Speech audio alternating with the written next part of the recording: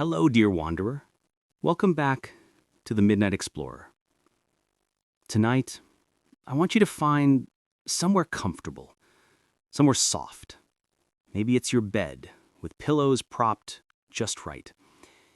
Maybe it's a chair by a window where you can see the stars.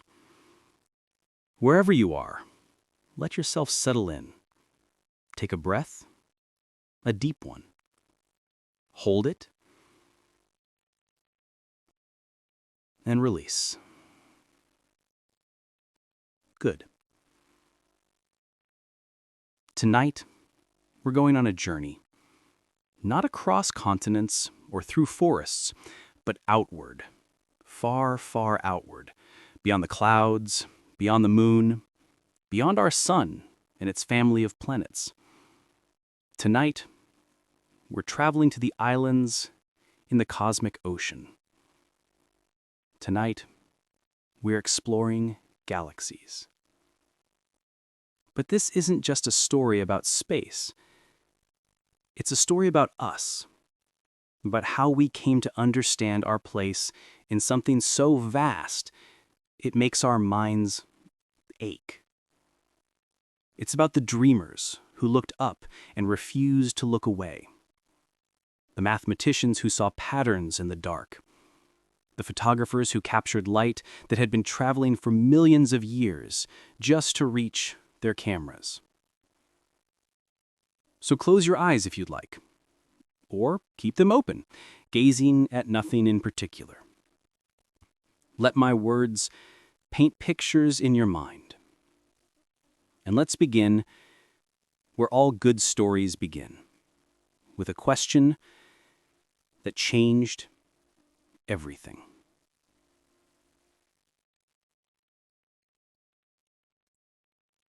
It is a clear night in the year 964 AD.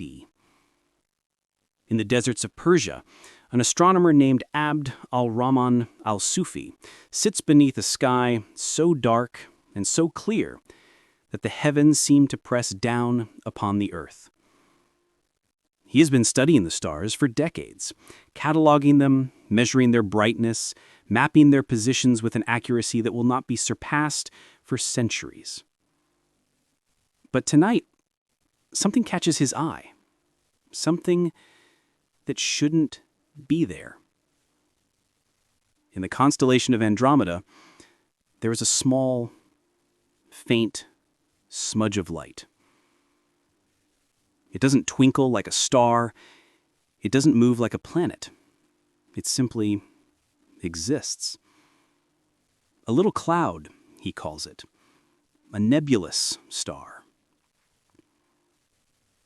He carefully notes its position in his book, The Book of Fixed Stars, never knowing that he has just become the first human being in recorded history to document a galaxy beyond our own.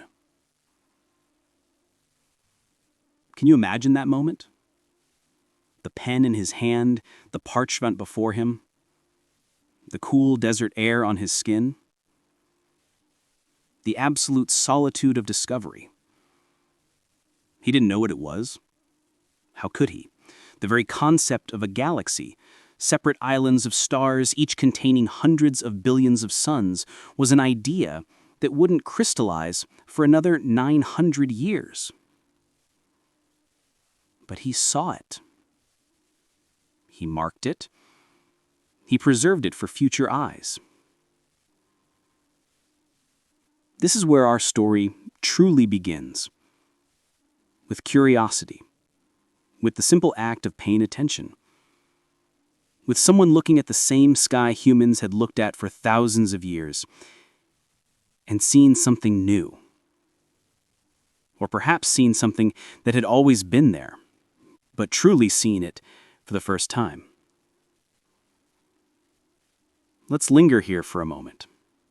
Let's understand what the sky meant to people in al-Sufi's time. The year is 964, and the world is a tapestry of civilizations, each looking upward, each constructing their own understanding of the heavens. In Baghdad, scholars gather in the House of Wisdom, translating ancient Greek texts and pushing the boundaries of mathematics and astronomy.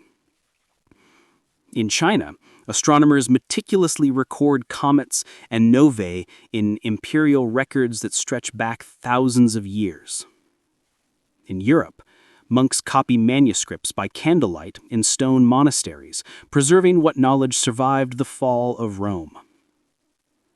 The sky is not just a curiosity. It is a calendar, a compass, a clock. It tells farmers when to plant. It guides sailors across featureless oceans. It marks the passage of seasons and the approach of festivals. The sky is woven into the fabric of survival itself. But it is also something more. It is mystery. It is the dwelling place of gods and the destination of souls. It is the great unanswerable question hanging above every human head. What are those points of light? Why do they move the way they do? What lies beyond them? Al-Sufi doesn't know that his little cloud is a galaxy called Andromeda, our nearest major galactic neighbor. He doesn't know that it contains roughly 1 trillion stars. He doesn't know that it's hurtling toward our own Milky Way at about 110 kilometers per second, and that in about 4 billion years, the two will collide in a slow-motion cosmic dance that will reshape both into something new. He simply sees, and notes, and wonders. This is the first gift galaxies give us: wonder. Now, let's jump forward. Not in space, but in time. 7.5 centuries pass in the blink of an eye. It is now the year 1610, and in Padua, Italy, a mathematician named Galileo Galilei points a new invention toward the sky: a telescope. It's a simple thing, this telescope. Just a few pieces of curved glass held in a leather tube. But when Galileo looks through it at the band of pale light stretching across the night sky, the band the Romans called the Via Lactea, the Milky Way, he sees something astonishing. It's made of stars. Thousands upon thousands of individual stars, too faint for the naked eye to separate, but there they are, revealed by the magnification of the telescope. The Milky Way isn't milk spilled across heaven. It's not a road made of light. It's stars, an unfathomable multitude of them. Imagine his heart in that moment, the catch in his breath, the way his hand might have trembled as he adjusted the focus. Here was proof that the universe was far larger, far more complex than anyone had imagined. Every fuzzy patch in the sky might be hiding countless stars. Every dim glow might be a vast congregation of suns. But Galileo still doesn't know about galaxies. He thinks he's looking at the structure of the universe singular. He doesn't yet know that the Milky Way is just one galaxy among billions.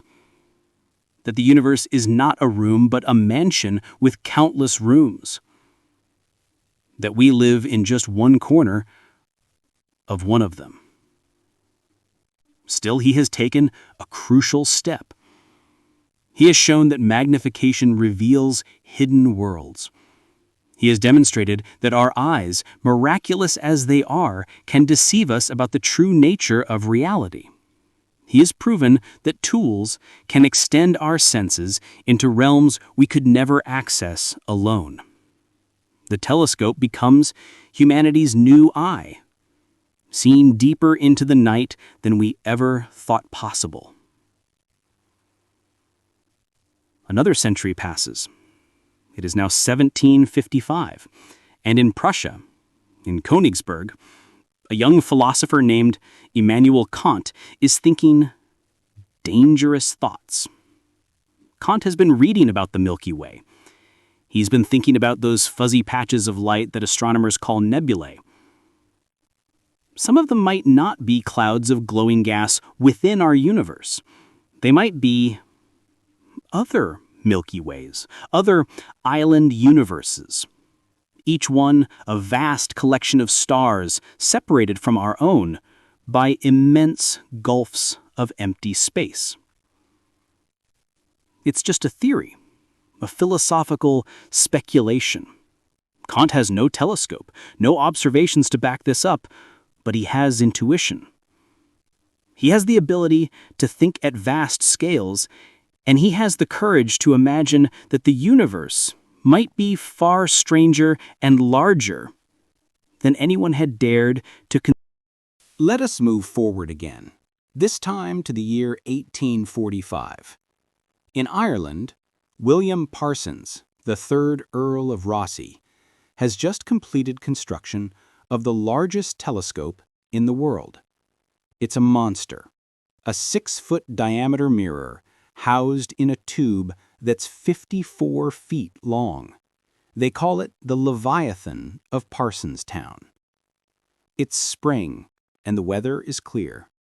Parsons points his great telescope at a nebula, catalogued by Messier as M51. And there, in the eyepiece, he sees something that takes his breath away. It's a spiral, a perfect spiral, like water going down a drain or a nautilus shell, or a pinwheel spinning in slow motion. The nebula has structure, delicate arms reaching outward from a bright central core. It's the first time anyone has seen a spiral galaxy clearly enough to understand its shape. Parsons draws what he sees. His sketch will be reproduced in journals and books around the world. The Whirlpool Nebula, they start calling it. But what is it?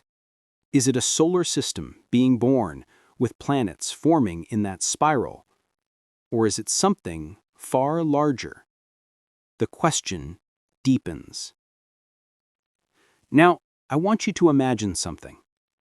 I want you to imagine you're standing outside on a clear, moonless night.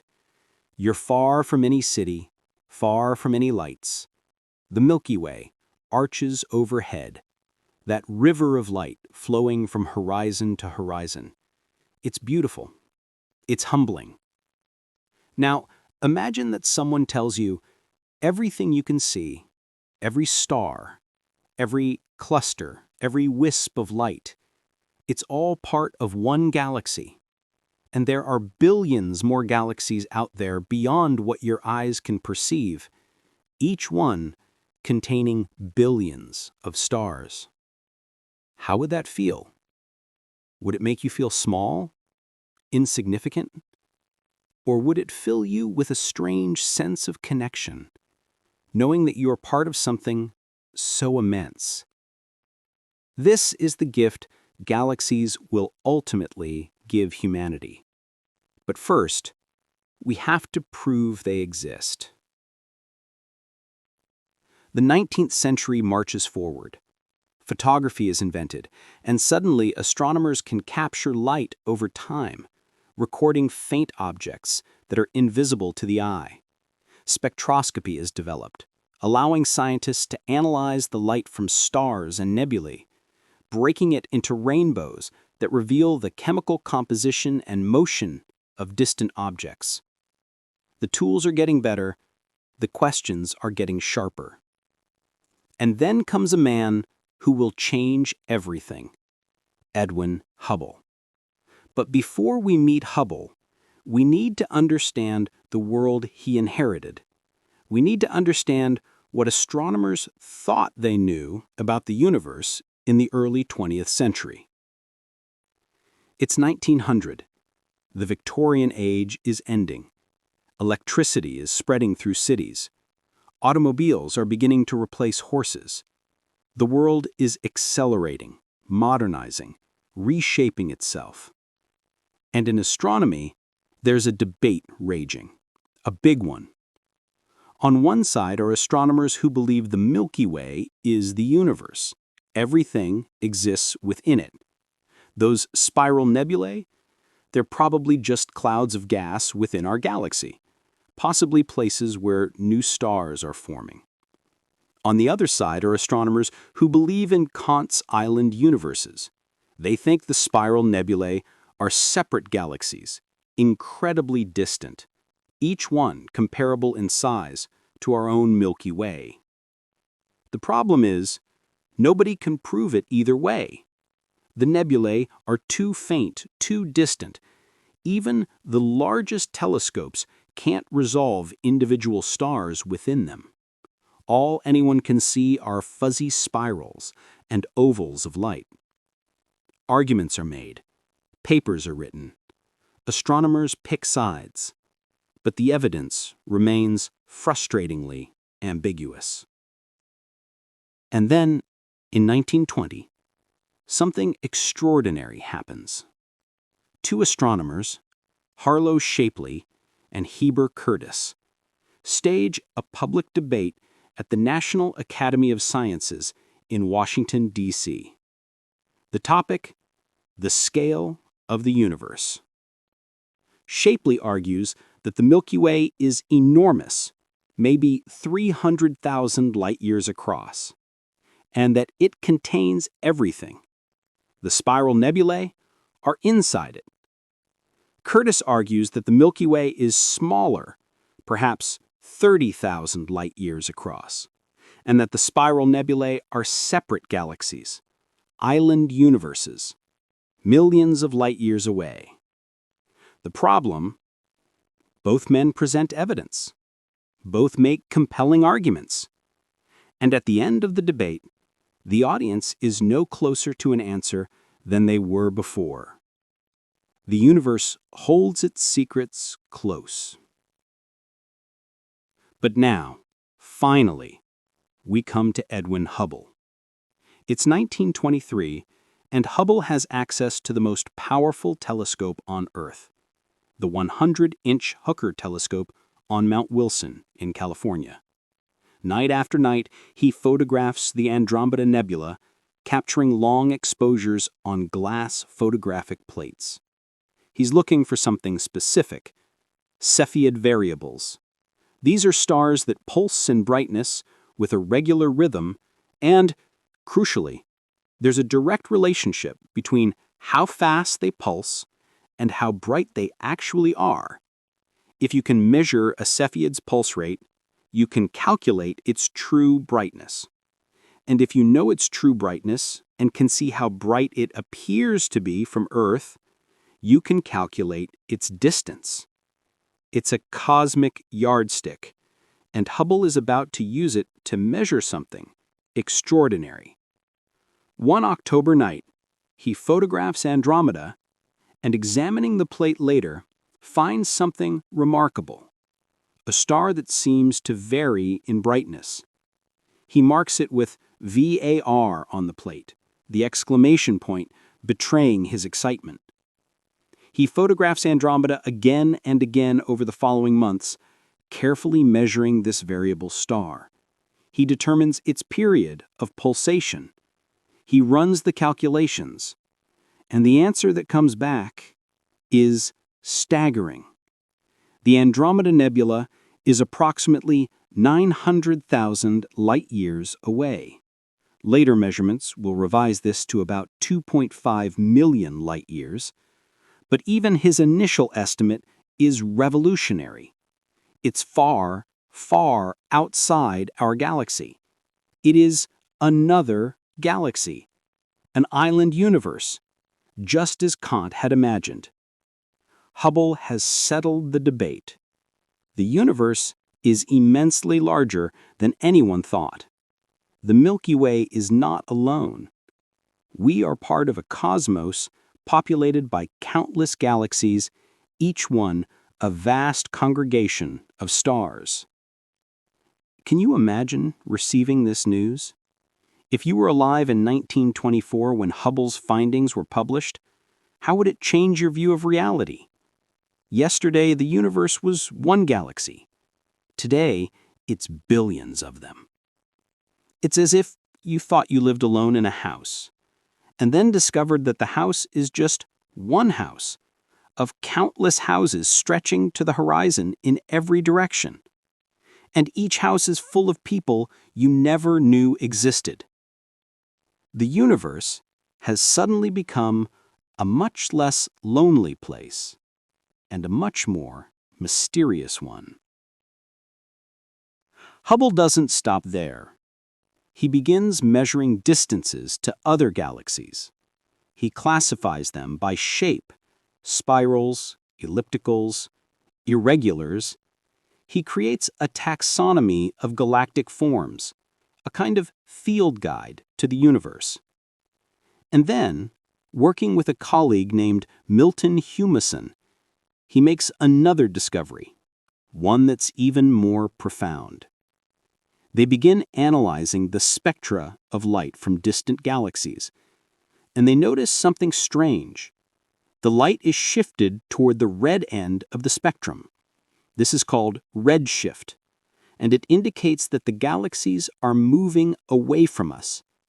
The farther away a galaxy is, the faster it's receding. The universe, Hubble realizes, is expanding. Think about that. Really think about it. Every galaxy is moving away from every other galaxy. Space itself is stretching, carrying the galaxies along with it, like raisins in an expanding loaf of bread. This means the universe had a beginning. If you run the clock. Let's pause now in our historical journey. Let's take a moment to understand what a galaxy actually is, not just as an abstract concept, but as a real physical thing, a place, a collection of matter and energy bound together by gravity and time. Close your eyes for a moment. Picture our own galaxy, the Milky Way. It's a spiral galaxy, shaped like a disk with a bulge in the center. If you could see it from above, it would look like a pinwheel with several elegant arms curving outward from the core. From the side, it would appear flat, like two fried eggs placed back to back.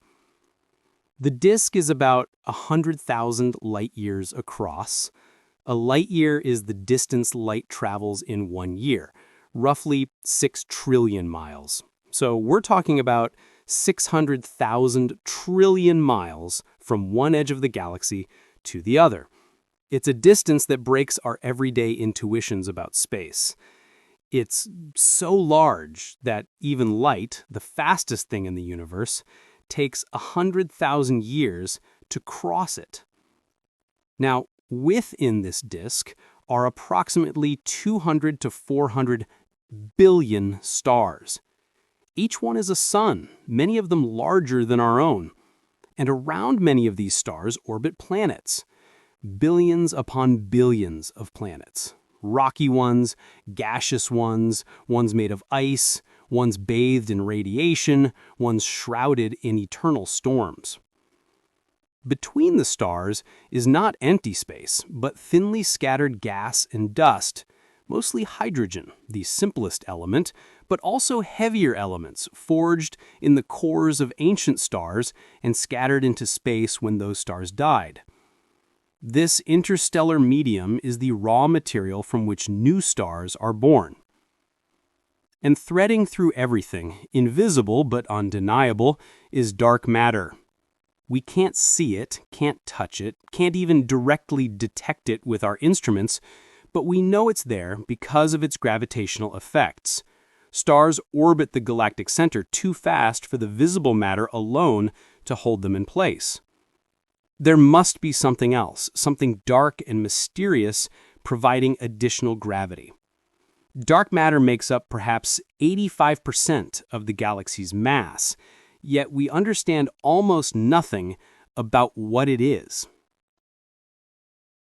At the very heart of the Milky Way, buried behind clouds of gas and dust that make it invisible to optical telescopes, lies a supermassive black hole. We call it Sagittarius A star, pronounced Sagittarius A asterisk. It contains about 4 million times the mass of our Sun, all compressed into a region smaller than Mercury's orbit. This black hole is not just sitting there. Stars orbit it, whipping around at incredible speeds, completing orbits that take years or decades rather than the centuries or millennia you might expect. We've tracked some of these stars, watched them swing around the invisible gravitational anchor at the galaxy's core, their motion proving beyond doubt that something immensely massive lurks there in the dark. Now, let's zoom out. Let's pull back from the Milky Way and see it in context. Our galaxy has companions. The largest are the Magellanic Clouds, 2 irregular dwarf galaxies visible from the southern hemisphere. They're like moons orbiting a planet, smaller galaxies caught in the Milky Way's gravitational embrace. They orbit us, and eventually, over billions of years, they may be absorbed into the Milky Way, their stars becoming our stars, their gas fueling new generations of starbirth in our spiral arms. And then there's Andromeda, cataloged as M31, the galaxy that Al-Sufi saw and Hubble measured. It's a spiral galaxy larger than our own, containing perhaps 1 trillion stars compared to our few 100 billion. It's 2.5 million light years away, but it's not staying there. It's approaching us. I mentioned this earlier, but let's linger on it now. The Andromeda Galaxy is falling toward the Milky Way at about 110 kilometers per second, roughly 250,000 miles per hour. In about 4 billion years, the 2 galaxies will collide. But collide is a strange word for what will actually happen. Galaxies are mostly empty space. The stars are so far apart that when 2 galaxies merge, individual stars almost never actually hit each other. Instead, the 2 galaxies will pass through each other like ghosts, their gravity causing their structures to distort and tangle. Over hundreds of millions of years, the 2 spiral galaxies will blend together, their spiral arms disrupted, their stars scattered into new orbits. Eventually, they'll settle into a single large elliptical galaxy. Astronomers have already given it a name, Milk Cometa. Our Sun, if it still exists, and it will, the Sun has about 5 billion years of life left, will be thrown into a new orbit, possibly far from the galactic center, possibly closer. The night sky visible from Earth, or whatever rocky planet remains after our Sun swells into a red giant and then collapses into a white dwarf, will be utterly transformed. The Milky Way band we see today will be gone, replaced by a nearly featureless elliptical glow. But this is all in the distant future. For now, the Milky Way and Andromeda are separate, each spinning in the cosmic dark, each containing countless worlds where, perhaps, other beings look up at their own night skies and wonder about the fuzzy patches of light they see. Let's talk about the different types of galaxies, because just as there are different types of trees in a forest or different types of houses in a city, there are different types of galaxies in the universe. Edwin Hubble, when he classified galaxies, created a system that astronomers still use today. It's called the Hubble sequence, or sometimes, affectionately, the tuning fork diagram because of its shape. On one side are the elliptical galaxies. These are smooth, featureless balls or ovals of stars. They range from nearly spherical to highly elongated. They're labeled E0, almost perfectly round, through E7, very stretched out. Elliptical galaxies contain mostly old, red stars. They have little gas or dust left, which means they're not forming many new stars. They're like retirement communities for stars, places where the residents are old and the neighborhoods are quiet. Elliptical galaxies tend to form when spiral galaxies merge. The collision disrupts the orderly spiral structure, and the stars settle into random orbits, creating a smooth ellipsoidal shape. They're common in dense galaxy clusters where collisions are frequent. On the other side of Hubble's diagram are the spiral galaxies. These are the ones that look like pinwheels or hurricanes when viewed face-on. They have a central bulge surrounded by a flat disk with spiral arms. The arms are regions where stars are actively forming, glowing blue with the light of young, hot stars. Spiral galaxies are further divided into ordinary spirals and barred spirals. Ordinary spirals have arms that emerge from the central bulge.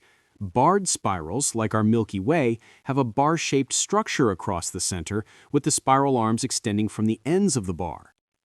Why do spiral galaxies have arms? It's not because the galaxy is spinning like a solid wheel.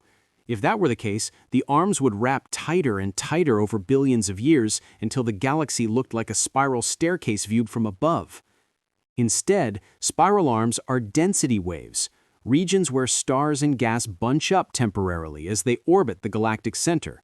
It's like a traffic jam on a highway. The cars, stars, move through the jam, but the jam itself, the spiral arm, persists.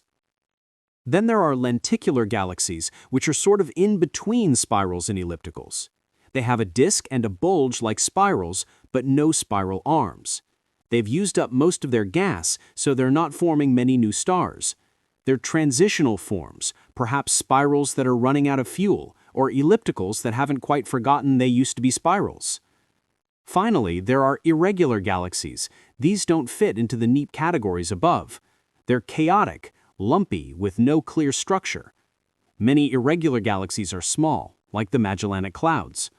Often, they're the result of gravitational interactions, galaxies that have been stretched and distorted by close encounters with larger neighbors.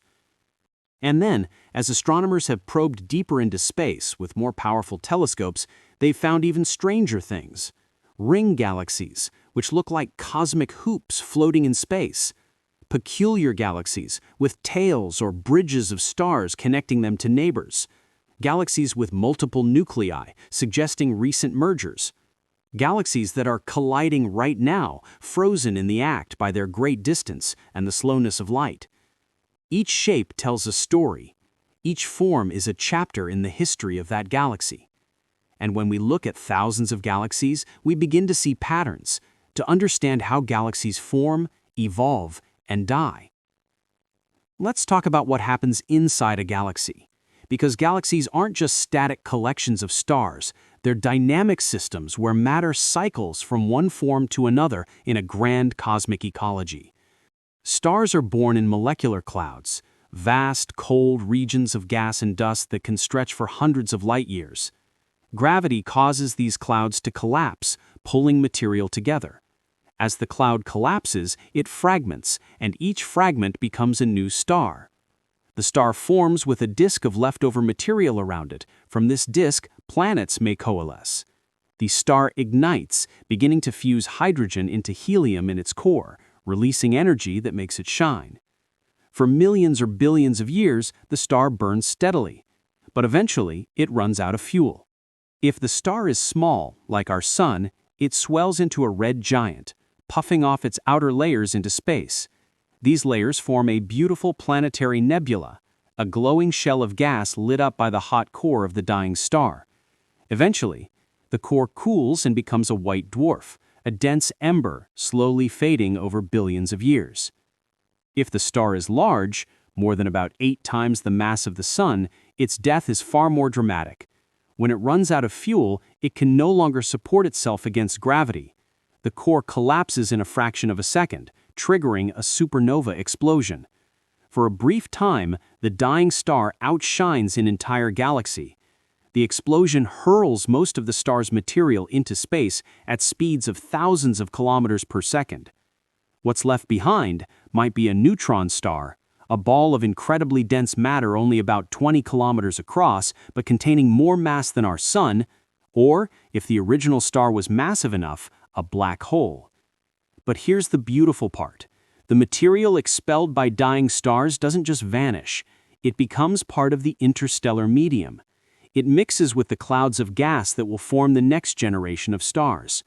And because dying stars create heavy elements in their cores, carbon, oxygen, nitrogen, iron, gold, the new stars that form are enriched with these elements.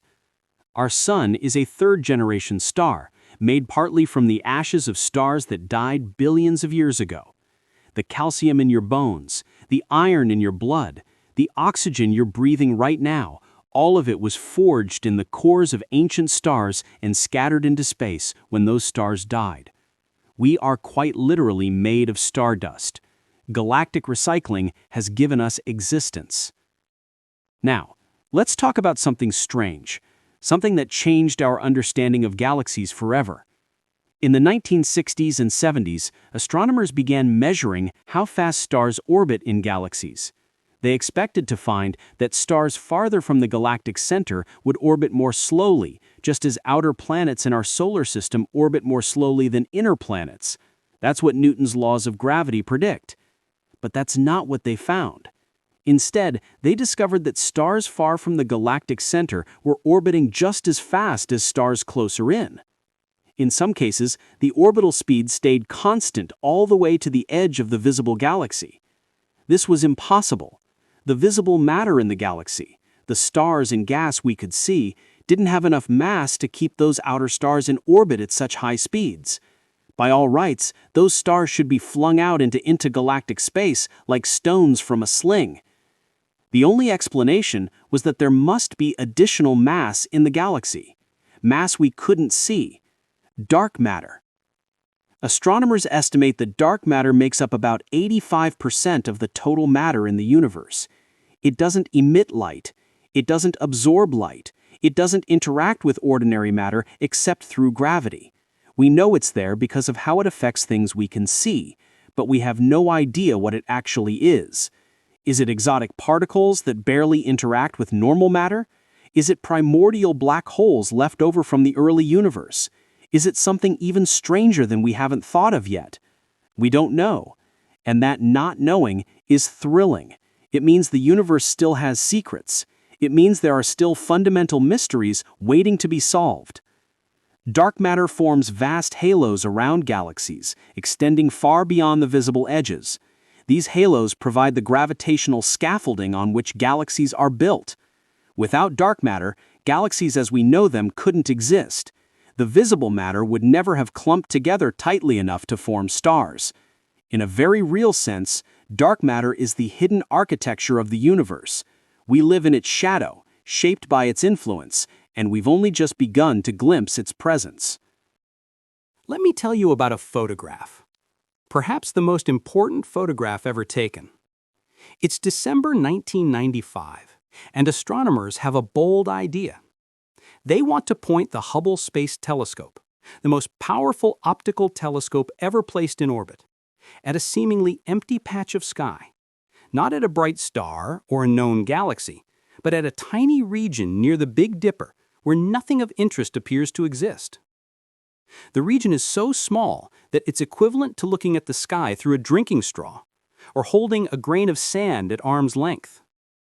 To the naked eye, there's nothing there, just blackness.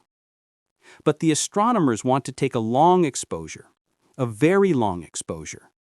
They plan to point Hubble at this empty patch and collect light for days, allowing the faint glow of distant objects to accumulate on the camera's detector. It's a gamble. They're using precious telescope time that other astronomers wanted for studying known objects.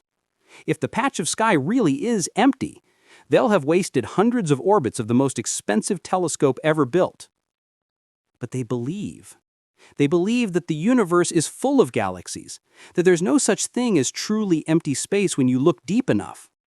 And so, over the course of 10 days between December 18 and 28, 1995, Hubble stares at this patch of darkness. The telescope takes 342 separate exposures, each one capturing photons that have been traveling through space for billions of years. The exposures are combined, layered like sheets of translucent paper, building up an image from whispers of ancient light. When the final image is revealed, the astronomers are stunned. The patch isn't empty. Far from it. It contains approximately 3,000 galaxies. Spirals, ellipticals, irregulars, galaxies of every type and color, scattered across the frame like jewels on black velvet. And these aren't nearby galaxies. Many of them are so distant that their light has been traveling toward us for more than 10 billion years. We're seeing them as they were when the universe was young, when many of the stars we see in our own night sky hadn't even been born yet. This image becomes known as the Hubble Deep Field, and it revolutionizes our understanding of the universe. If this tiny patch of seemingly empty sky contains 3,000 galaxies, what does that tell us about the entire sky? Astronomers do the math. The whole sky is about 12.7 million times larger than the deep field. If galaxy density is roughly constant, that means there are approximately 100 to 200 billion galaxies in the observable universe.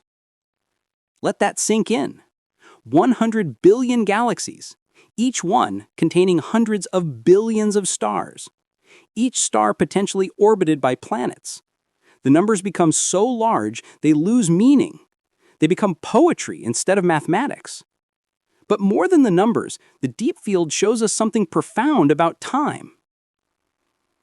You see, when we look at distant galaxies, we're not seeing them as they are now. We're seeing them as they were. Light travels fast, about 186,000 miles per second, but the universe is so vast that light from distant objects takes eons to reach us.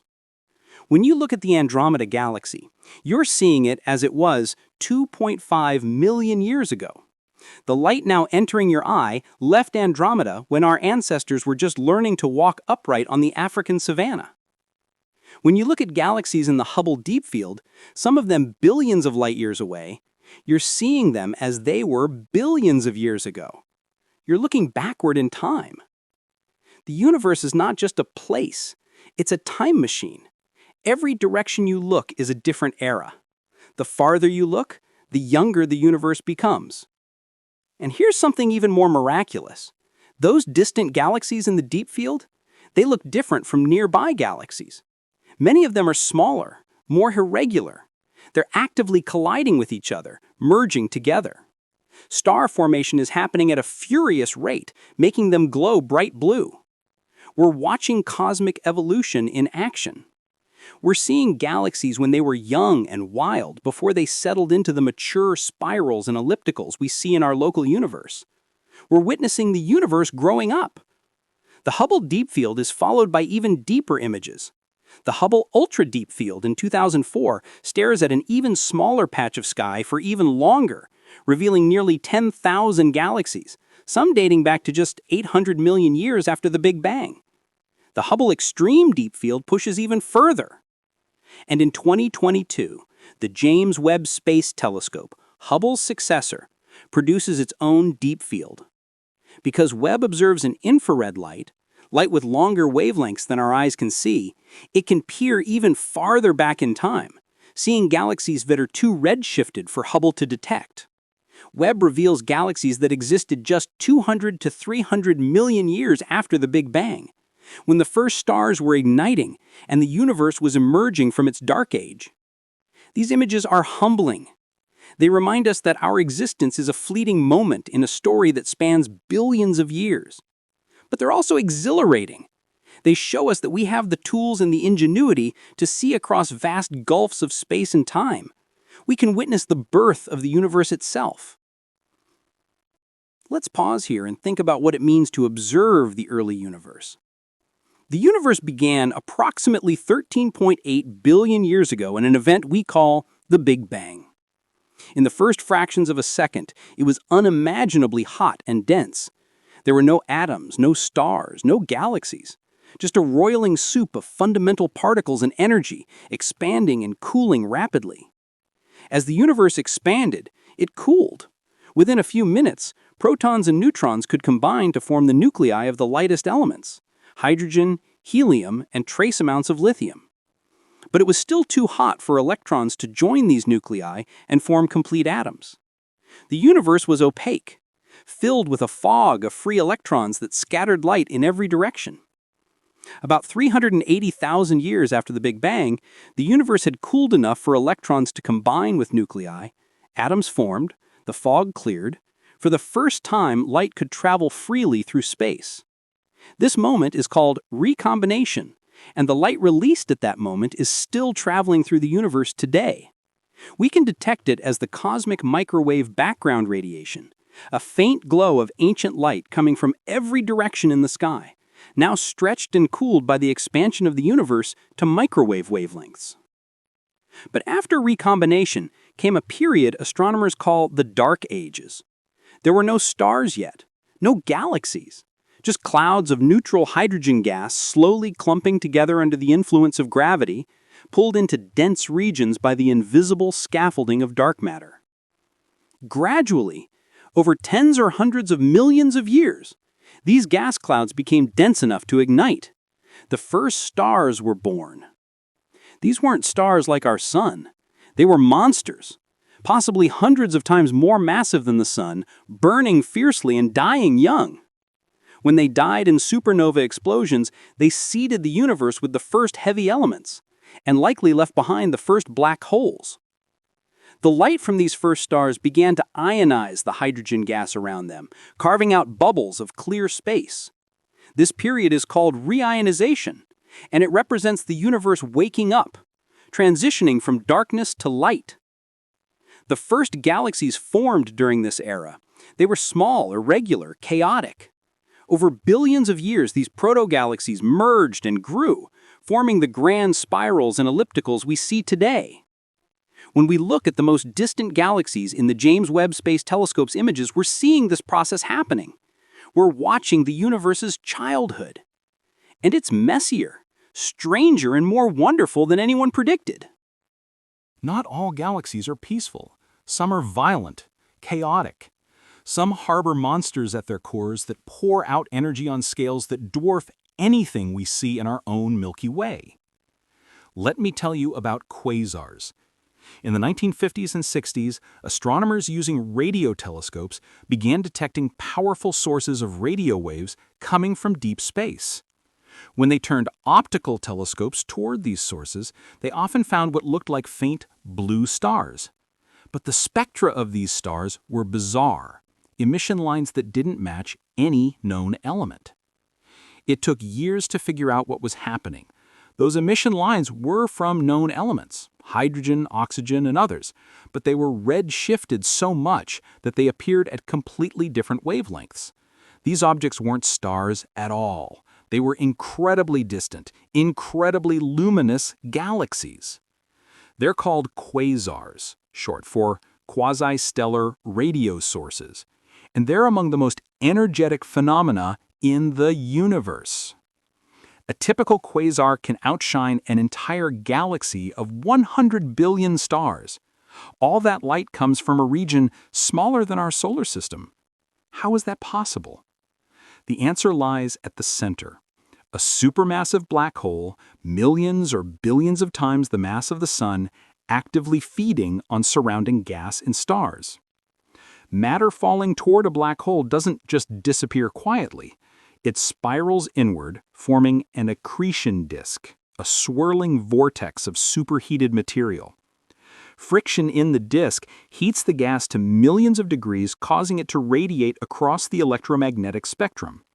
Some of this material doesn't fall into the black hole, but is instead ejected in powerful jets that shoot out perpendicular to the disk at nearly the speed of light. These jets can extend for hundreds of thousands of light years, drilling through intergalactic space, lighting up vast clouds of gas with their energy. Quasars are so bright that they can be seen across billions of light years. In fact, the most distant quasars we've observed are so far away that we're seeing them as they were less than a billion years after the Big Bang. Somehow, supermassive black holes formed very early in the universe's history. How they grew so large so quickly is one of the great mysteries of modern astrophysics. But here's something remarkable. Quasars are rare in the nearby universe. Most of the quasars we see are billions of light years away, meaning we're seeing them as they were billions of years ago. In the present-day universe, most supermassive black holes have run out of nearby fuel. They've consumed the gas around them. They've become quiescent, sleeping giants. Our own Milky Way has a supermassive black hole at its center, but it's mostly inactive. It occasionally snacks on a passing gas cloud or an unlucky star, causing a brief flare of radiation, but it's nothing like the roaring quasars of the early universe. The implication is clear. Galaxies go through active phases and quiet phases. There are times when the central black hole is feeding voraciously, and the galaxy is brilliant and violent. And there are times, like now in our galaxy, when the black hole slumbers and the galaxy is relatively calm. Let's talk about active galactic nuclei, or AGN. This is the general term for galaxies with actively feeding supermassive black holes at their centers. Quasars are one type of AGN, but there are others. Seyfert galaxies are spiral galaxies with bright, active cores. They're less luminous than quasars, but still much brighter than normal galaxies. Often you can see the spiral structure of the galaxy surrounding the brilliant point of light at the center. Blazars are AGN where one of the jets happens to be pointed directly at Earth. Because we're looking straight down the barrel of the jet, so to speak, the light is Doppler boosted and appears extraordinarily bright. Blazars can vary in brightness dramatically over hours or days as the jet shifts and pulses. Radio galaxies are usually giant elliptical galaxies with enormous radio-emitting lobes extending to either side, fed by the jets from the central black hole. These lobes can span millions of light years, larger than most galaxies themselves. All of these phenomena are powered by the same mechanism: matter falling into a supermassive black hole and releasing tremendous energy in the process. It's a cosmic furnace, turning mass into light with an efficiency that far exceeds anything we can achieve with our technology. And it reminds us that black holes, often thought of as cosmic vacuum cleaners that suck in everything around them, are also among the brightest objects in the universe.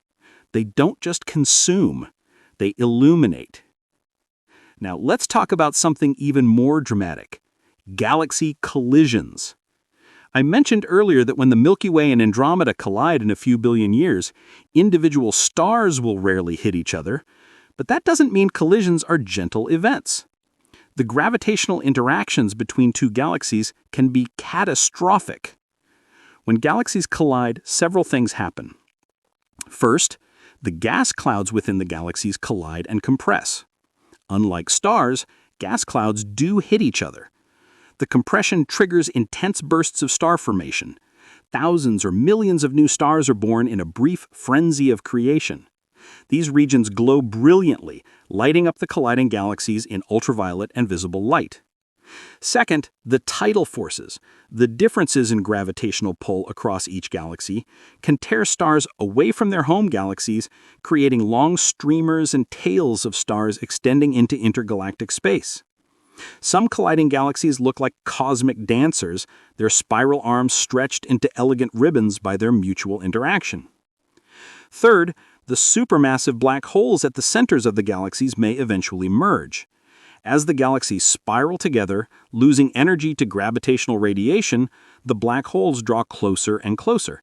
Eventually, they merge into a single, larger black hole. This merger releases a pulse of gravitational waves, ripples in the fabric of space-time itself, traveling outward at the speed of light. We've detected gravitational waves from merging black holes using instruments like LIGO and Virgo, although so far only from stellar mass black holes, not the supermassive ones at galaxy centers. But in the coming decades, space-based detectors will be able to detect the gravitational waves from merging supermassive black holes, allowing us to hear galaxy collisions happening billions of light years away. Some of the most beautiful objects in the night sky are colliding galaxies. The antennae galaxies, about 70 million light-years away, are two spirals in the process of merging, their tidal tails extending like the antennae of an insect. The mice galaxies, so named for their long tails, are another pair caught in a gravitational dance. The Whirlpool Galaxy, which Lord Rosse first saw as a spiral, is actually interacting with a smaller companion galaxy, NGC 5155, whose gravity is enhancing the spiral structure. These collisions can take hundreds of millions of years to play out. They're slow-motion catastrophes, cosmic ballets performed over timescales that dwarf human history.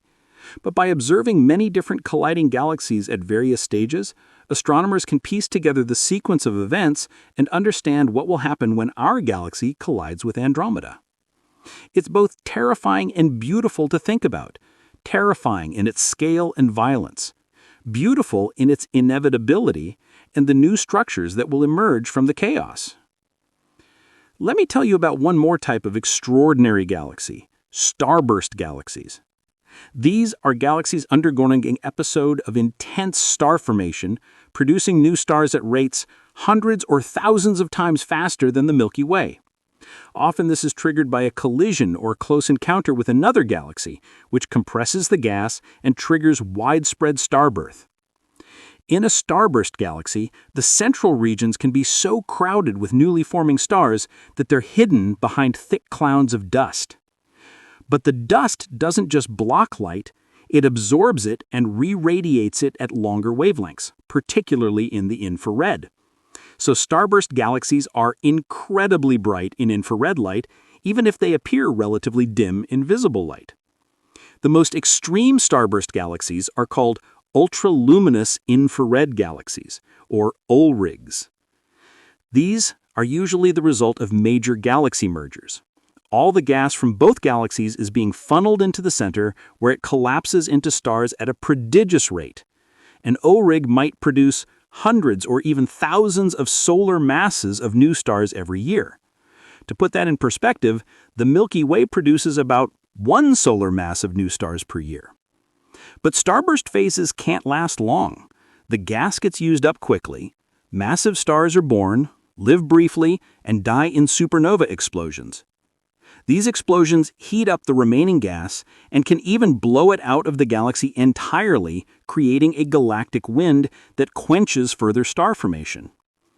What's left afterward is often a red and dead elliptical galaxy, a population of old stars with little gas left to form new generations. The galaxy has burned bright and fast, exhausting its fuel. It's a reminder that galaxies, like stars, have life cycles. They're born, they grow, they go through active and quiet phases, and eventually they age into quiescence. Now let's zoom out even further. Let's leave individual galaxies behind and look at the largest structures in the universe. Galaxies are not distributed randomly through space. They're organized into a vast, intricate pattern called the cosmic web. If you could see all the galaxies in the universe at once from an impossible vantage point outside it all, you'd see that they're arranged in filaments, long, thin structures where galaxies are strung together like beads on a necklace. These filaments branch and connect, forming a web-like pattern. Between the filaments are enormous voids, vast regions hundreds of millions of light years across, where very few galaxies exist. The cosmic web is the largest known structure in the universe. It's shaped by the distribution of dark matter, which forms the invisible scaffolding on which visible matter accumulates. Dark matter clumped together first, shortly after the Big Bang, and ordinary matter, gas that would become stars and galaxies, fell into the gravitational wells created by the dark matter. Over billions of years, this process created the structure we see today, dense regions where galaxies cluster together, connected by filaments, separated by empty voids. Let's zoom in on a specific part of this structure, a galaxy cluster. Galaxy clusters are the largest gravitationally bound structures in the universe. They contain hundreds or thousands of galaxies all orbiting a common center of mass. The Coma cluster, for example, contains over 1,000 identified galaxies. The Virgo cluster, our nearest major cluster, contains about 1,300 galaxies and is about 54 million light-years away. In the centers of these clusters, the galaxies are so densely packed that collisions and near misses are common, Many of the galaxies and cluster cores are ellipticals, perhaps the result of all those collisions which disrupt spiral structure and merge galaxies into smooth, featureless ellipsoids. But galaxies are only a small part of a galaxy cluster's mass. There's also hot gas, hydrogen and helium, heated to tens of millions of degrees by the gravitational energy of the cluster. This gas fills the space between galaxies and emits X-rays that we can detect with space-based X-ray telescopes. In fact, there's often more mass in this hot gas than in all the stars and all the galaxies in the cluster. And then, of course, there's dark matter.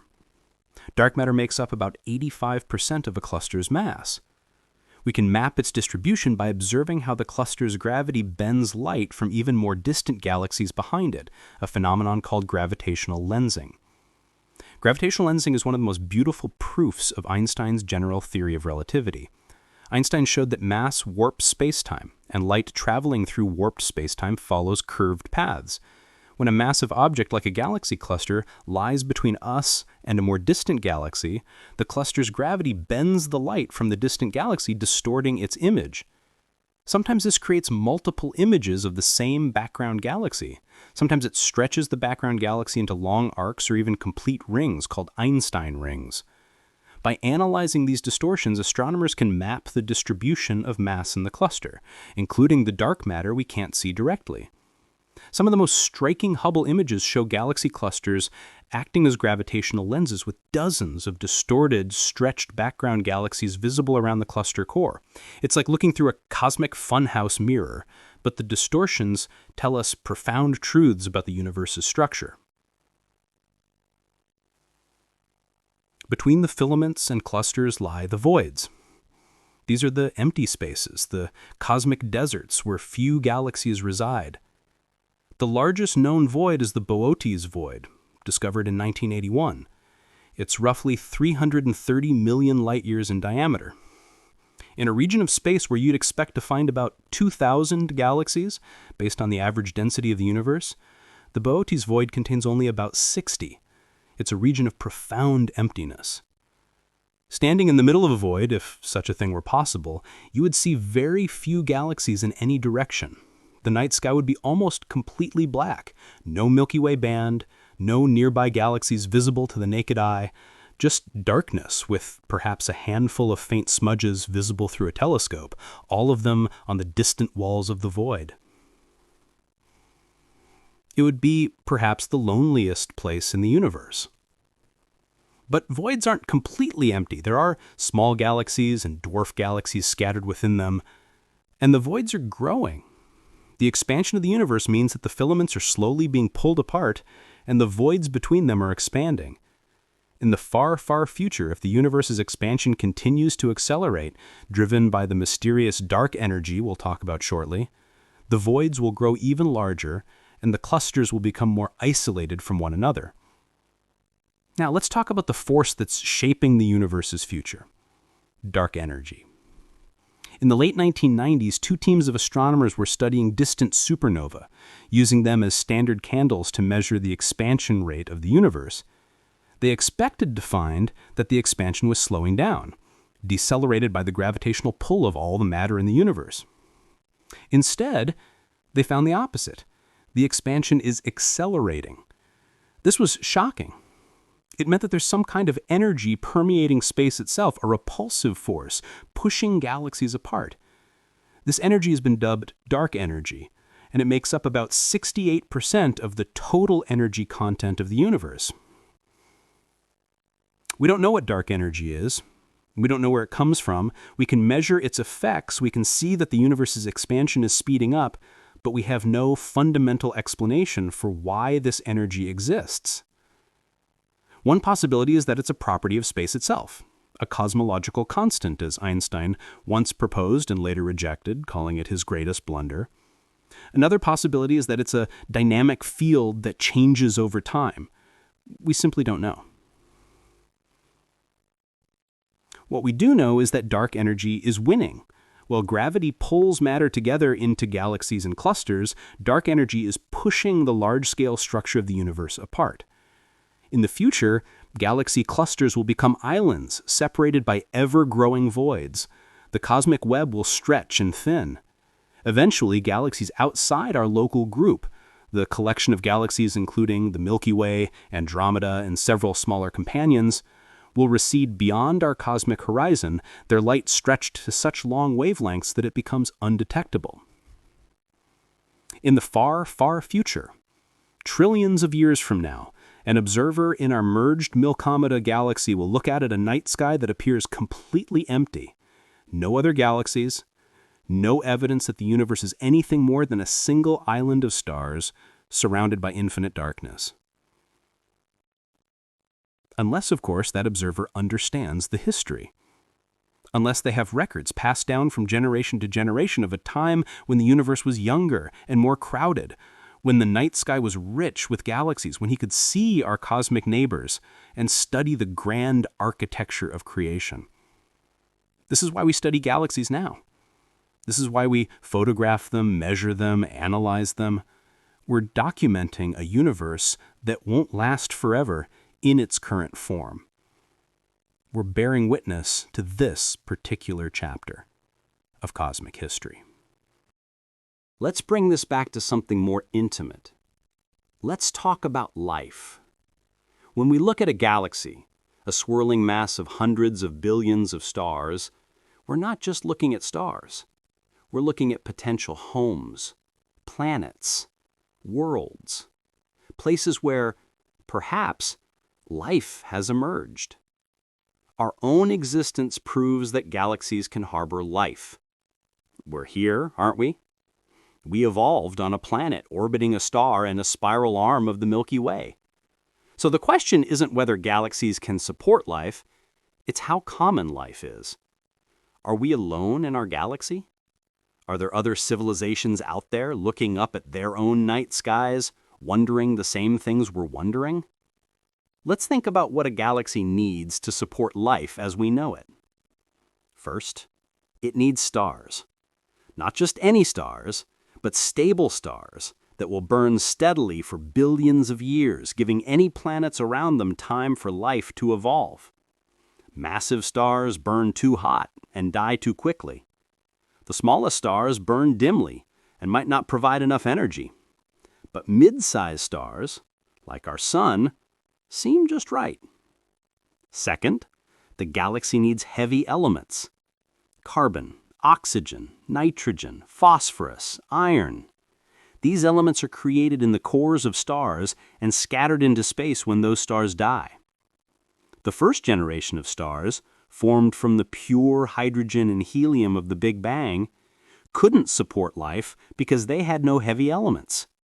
But later generations, enriched with the ashes of earlier stars, could. Our Sun is a third-generation star. It formed from a cloud that already contained the heavy elements needed to make rocky planets, and eventually living organisms. Third, the location within a galaxy matters. Too close to the galactic center, and you're exposed to intense radiation from the supermassive black hole and high-energy events like supernovae, which are more common in the densely packed core. Too far out, and there might not be enough heavy elements to form rocky planets.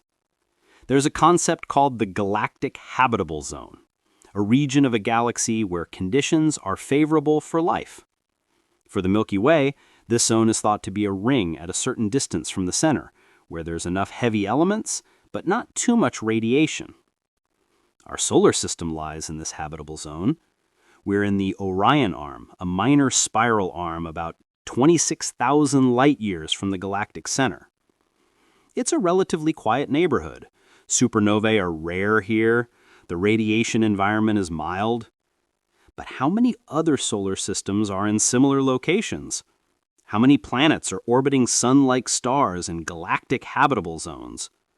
We're only beginning to answer these questions thanks to missions like Kepler and TESS, which have discovered thousands of exoplanets, planets orbiting stars other than our own.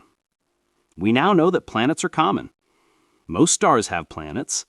Many of those planets are rocky and roughly Earth-sized.